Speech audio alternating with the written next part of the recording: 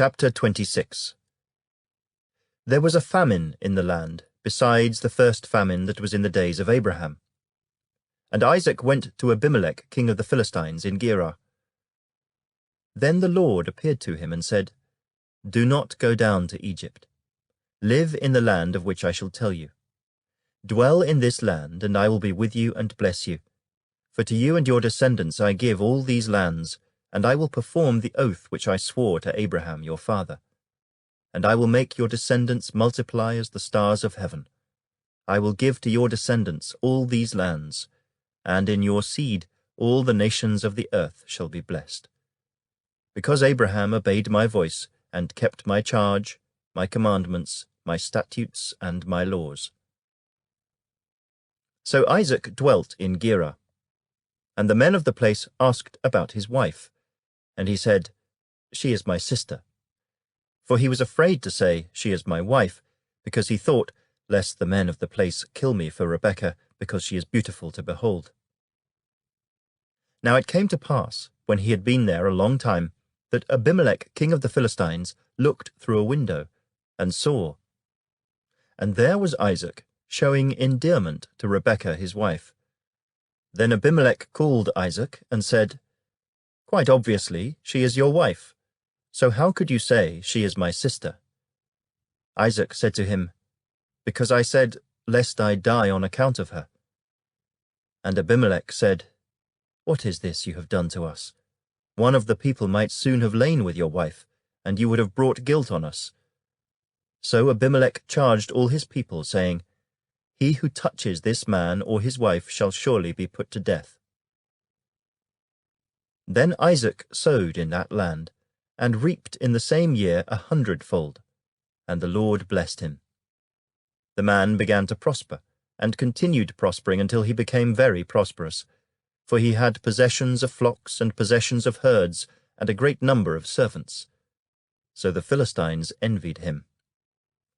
Now the Philistines had stopped up all the wells which his father's servants had dug in the days of Abraham his father, and they had filled them with earth. And Abimelech said to Isaac, Go away from us, for you are much mightier than we. Then Isaac departed from there, and pitched his tent in the valley of Gerar, and dwelt there. And Isaac dug again the wells of water which they had dug in the days of Abraham his father, for the Philistines had stopped them up after the death of Abraham. He called them by the names which his father had called them. Also Isaac's servants dug in the valley, and found a well of running water there. But the herdsmen of Gerar quarrelled with Isaac's herdsmen, saying, The water is ours. So he called the name of the well Esek, because they quarrelled with him. Then they dug another well, and they quarrelled over that one also. So he called its name Sitnah. And he moved from there and dug another well, and they did not quarrel over it. So he called its name Rehoboth, because he said, For now the Lord has made room for us, and we shall be fruitful in the land. Then he went up from there to Beersheba, and the Lord appeared to him the same night, and said, I am the God of your father Abraham. Do not fear, for I am with you. I will bless you and multiply your descendants for my servant Abraham's sake. So he built an altar there, and called on the name of the Lord, and he pitched his tent there. And there Isaac's servants dug a well.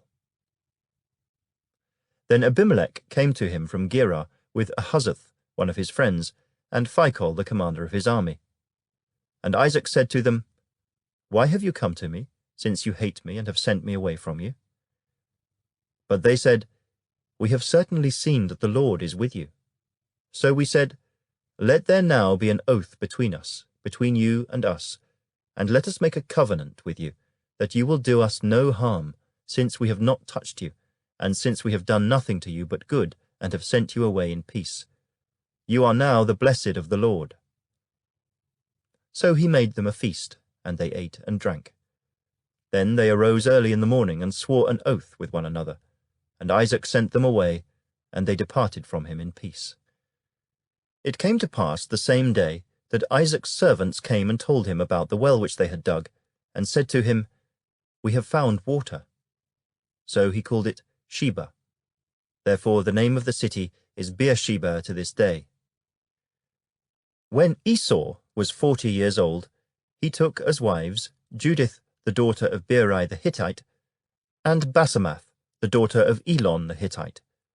And they were a grief of mind to Isaac and Rebekah.